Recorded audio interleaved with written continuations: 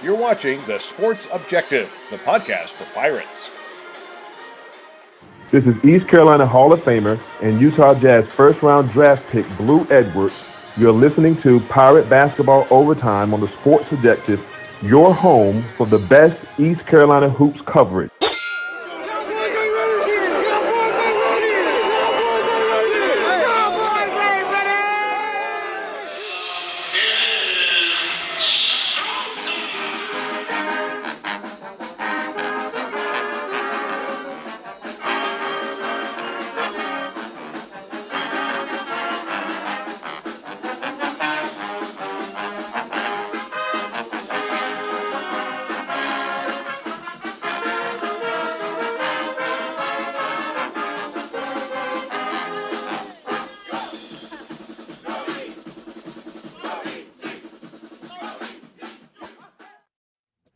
What is going on, Pirate Nation? Welcome in to Pirate Basketball Overtime here on the Sports Objective. East Carolina goes to Philadelphia, victorious tonight over the Temple Owls, 73-62. Pirates' first ever win in Philly against Temple, taking down the Owls at the Liacouras Center tonight. Trailed by as many as 6 on at least 3 occasions in the first half. Battle back to take a 33-31 halftime lead. And East Carolina built as much as a 13-point advantage in the second half before going on to the 73-62 win over Temple. And it was, a much-needed road win for the Pirates. And, East Carolina had 3 players in double figures tonight, led. We'll go ahead and go over those numbers here in just a moment. But the Pirates were led by Felton. RJ, 8 out of 10 from the floor, 20 points, 5 rebounds. Ezra Asar, 18 points, 6 rebounds. Brandon Johnson, 1 rebound shy of another double-double. BJ had 15 points and 9 rebounds, 6 out of 12 from the floor. But the Pirates, really shot the basketball well tonight, particularly after halftime. But the Pirates, they even shot it well from the floor in the first half, but after halftime, it was largely, the three-pointer that did a bulk of the damage for ECU. But then you also had RJ Felton and Ezra Asar, as well as Brandon Johnson, doing damage in the paint. And we'll run over those numbers as far as points in the paint and team statistics here in just a moment. This will be an abbreviated version of Pirate Basketball Overtime. As I'm flying solo tonight, Dave, had an event going on that he was tied up with, unable to watch the game, so he really wasn't prepared to do the show. And then, Matt, he had planned on joining. We thought we'd be going live earlier, ran into some technical difficulties and so forth on the way home from the Hornets game tonight. As my family and I, we went to the Hornets Sacramento Kings game. Hornets lose by 25. No shocker there. But and with that being such a lopsided game, after not watching the first half live during halftime, and then during the second half, able to catch up on the ECU Temple game, and needless to say, very excited about what I saw. Taking a look at the rest of the team numbers tonight, in addition to RJ Felton, Ezra Asar, and Brandon Johnson scoring in double figures, as I mentioned, RJ with 20, Ezra with 18, and BJ with 15. You had Cam Hayes. How about Cam Hayes? He's done some nice things at times, primarily on the defensive side. Also, some nice buckets, in the paint, in transition, fast break layups, and so forth. But Cam Hayes tonight was able to knock down that perimeter jumper. 3 out of 6 from three-point range was Cam Hayes. Finished with 9 points, 4 rebounds for the LSU and NC State transfer. You had Bobby Pettiford. Bobby finished with 7 points, 6 assists tonight. 3 out of 6 from the floor, 1 out of 3 from beyond the arc was Bobby Pettiford. And then, so there you have what all but 4 of the Pirates' points were from the starting 5 tonight. You had Caleb LeCount had 2 off the bench, and Jaden Walker, had a nice, running one-hander there in the lane, or sweeping across the lane in the second half, and that was it. So that makes the double-digit road win all the more impressive tonight. Um, Going to Philly and winning over Temple 73-62, despite getting just 4 points from the bench. Very rarely are you going to be able to accomplish that, a road win, especially in conference play, with just 4 bench points. But ECU was able to do that tonight because of the excellent performance of the starting 5 and Cam Hayes stepping up and knocking down those 3-pointers that he had been unable to do so prior to tonight's game.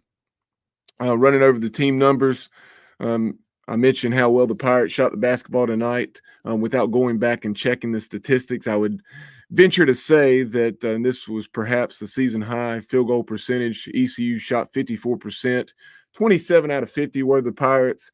Temple, on the other hand, just 36.4, 20 out of 55. ECU, I talked about the strong performance of Cam Hayes, 3 out of 6 from beyond the arc. You also had Brandon Johnson shot the 3 ball very well. And the Pirates were 9 out of 21 from beyond the arc in this one, 43%, 42.9 to be exact. ECU 10 out of 11 from the charity stripe, shooting 91% from the free throw line. ECU and Temple were knotted at 30 on the glass. ECU, nice to see this. On 27 made field goals, the Pirates had 15 assists compared to just 7 for the Temple Owls. ECU and Temple were knotted with 4 steals apiece. Pirates had 2 blocked shots. Temple had 1. ECU, once again, took excellent care of the basketball after turning it over just 9 times, and that was a large reason that the Pirates got that win on Sunday afternoon against Tulsa, where they took down the Golden Hurricane 62-57. Tonight, ECU followed that 9 turnover performance up with just 10 against the Temple Owls. Meanwhile, Temple, despite the double-digit loss, only turned it over 8 times, but just simply did not shoot the basketball well tonight. The Pirates had 13 points off those 8 Owl turnovers, and Temple had 17 points off the Pirates, 10 miscues. The Owls had 8 fast break points, ECU 4. And I talked about the Pirates' ability to do some damage in the paint tonight. They outscored Temple 28-24 in the paint. Taking a look at the numbers for Temple, Temple had 3 players in double figures, led by Riley, the talented guard, 5 out of 12 from the floor, 3 out of 4 from beyond the arc, 15 points, 5 rebounds. And you also had White and Designy. They had 13 and 11 respectively to lead Temple. Taking a look tonight with the AC standings, so you had ECU now 2-1.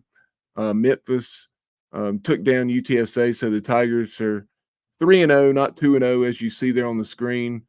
14-2 overall after that 107-101 win in overtime against the UTSA Roadrunners there at the FedEx Forum in Memphis.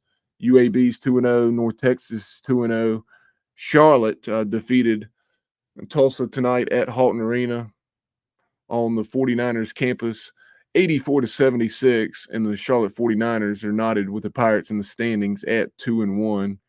ECU 9-7 overall, Charlotte 8-7. You have FAU.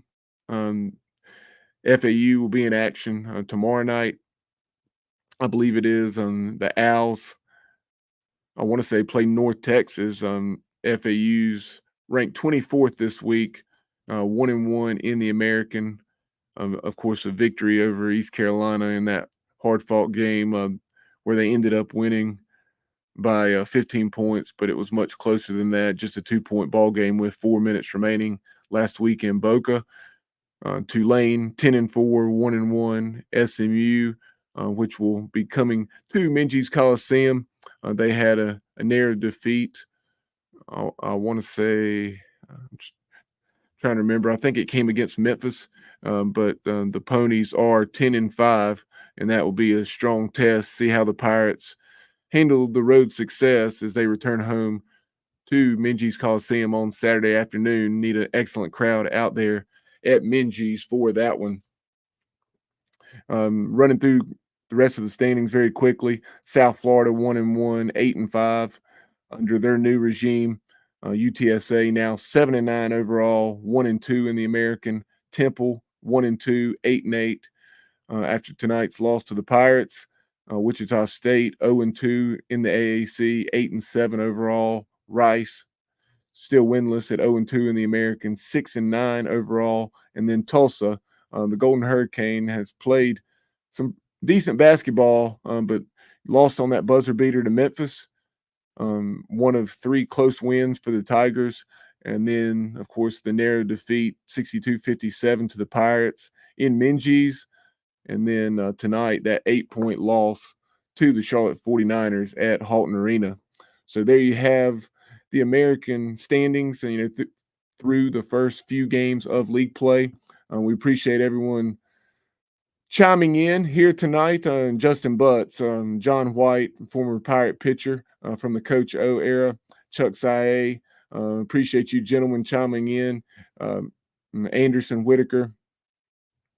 Really appreciate the kind words, Anderson. Appreciate you tuning in as always, and supporting everything we do here at the Sports Objective and with Pirate Basketball Overtime. Excellent to have some momentum, and like Justin says, great to see the Pirates in the top of the standings. Of course, ECU was picked 5th to start the year, in the media poll, and we've thought all along that the Pirates were better than the record showed, and just hadn't been able to win those close games.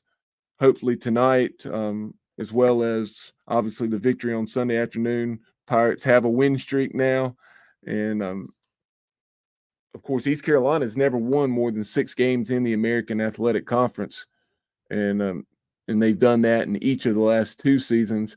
6-11 in Joe Dooley's final year, and then 6-12 a season ago under Mike Schwartz, as the Pirates played pretty well down the stretch there in mid to late February, and of course won a first-round AAC tournament game, taking down South Florida, and then playing number 1 Houston very competitively for a large percentage of that one. As I mentioned, Anderson said excellent game, and it was that. The Pirates, as I noted here in the comments section earlier, 5-11 all time against Temple now, but all those victories had either come at Minji's Coliseum or on a neutral court in conference tournament action. First win ever in Philly at the Liacouras Center, and not only did they get that win, they got it by double figures tonight. 73-62 over the Temple Owls. So we won't be on here a whole lot longer tonight, as it is, approaching 11:40 Eastern time. But you see Justin chimes in saying you get Cam Hayes and Bobby Pettiford Jr. going. These boys will be dangerous down the stretch, no doubt. Cam Hayes knocking down those 3 3-pointers was absolutely huge tonight. Brandon Johnson had at least 2, I want to say 3 trifectas as well after halftime. RJ had 1 or 2, and the Pirates were therefore had at least 6 or 7 3-pointers after the break tonight. Let's see. Any other comments here before we go ahead and wrap this up? Appreciate you guys joining us tonight. Anderson saying SMU, obviously very strong program in recent years. Last year was a bit of a down year for the Mustangs, but trying to they flipped the script here in their final year in the American. In football, they won the conference title and in trying to contend for a conference championship on the hardwood as well before moving on to the ACC. He says SMU will be a real good test on Saturday. I'll be there. Got to bring the energy. Yeah, would love to be there myself. Unfortunately, just a conflict with my son's basketball, as I will be at his game, 12:30 start time for that. But I'll be home in plenty of time to watch the Pirates and Mustangs um, late on Saturday afternoon at Williams Arena, Minges Coliseum. For any Pirates in Western North Carolina, or the upstate of South Carolina that are, in that 2-3 hour radius of Halton Arena. And, here in the next few weeks, the Pirates, I want to say it's the first weekend of February, will be playing at Halton Arena. We'll get this on our social media, but there will be a tailgate for that game.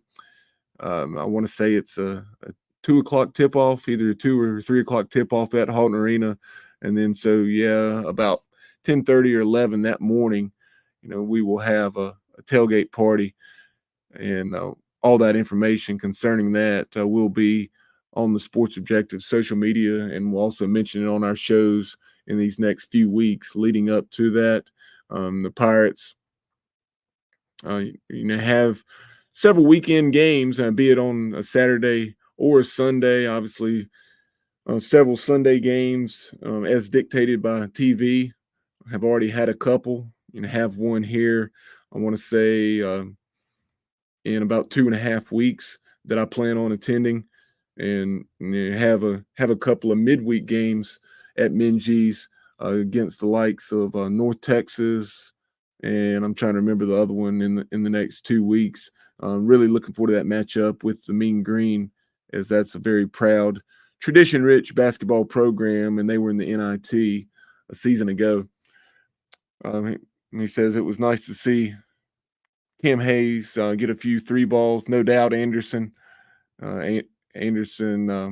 noting the outside shooting of the Pirates transfer from LSU that had been sorely missed up to this point in his ECU career, but it is nice to see him step up tonight and knock down a few, and hopefully that's the sign of things moving forward, going into the remainder of the season.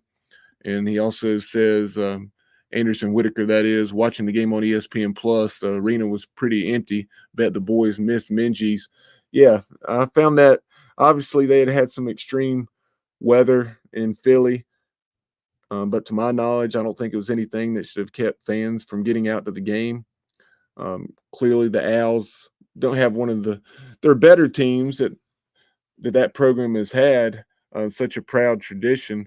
But right around 500, and speaking of 500, there probably weren't more than about 500 fans in the stands. It was extremely sparse tonight at the Leocore Center. And it's also another attendance note or two. You, of course, have the Memphis Tigers, not surprisingly, leading the league in attendance, and then Wichita State second, which is also not a surprise. But the Pirates, East Carolina, third out of 14 in the American in average attendance, and we need to increase that number moving forward as this program looks to develop some momentum, have a much needed winning season. The program's first in right at a decade, or a little over a decade, I guess, going back to that CIT run. That was the last time the Pirates had a winning season. East Carolina did finish 15-15 in Joe Dooley's final year in 21-22, but that 12-13 season, where ECU won 23 games, that was the final time the Pirates had a winning record. And Justin Butts chiming in, still makes you appreciate the atmosphere we have. No doubt, Justin, even though sometimes we complain about having, 4,500, and how it should be better. And Pirate Nation has shown, going back to that CIT run, if they have a good product, and we do have a good product now, that they will support it. So we need to make that happen. get out to Williams Arena Minges Coliseum on Saturday afternoon. There's no reason that we shouldn't have it with the students back, especially 5,500, 6,000 minimum for SMU, and have a really rowdy, raucous atmosphere. We need to make it like it was that final 2 or 3 minutes of Sunday afternoon's game against Tulsa, as the Pirates, there were so many purple gold chants, and defense, and everything that makes a good atmosphere down the stretch against the Golden Hurricane. Let's have that from the opening tip throughout the game, as we go into the game with SMU and beyond. Really appreciate that, Anderson, and thank you for the generous donation.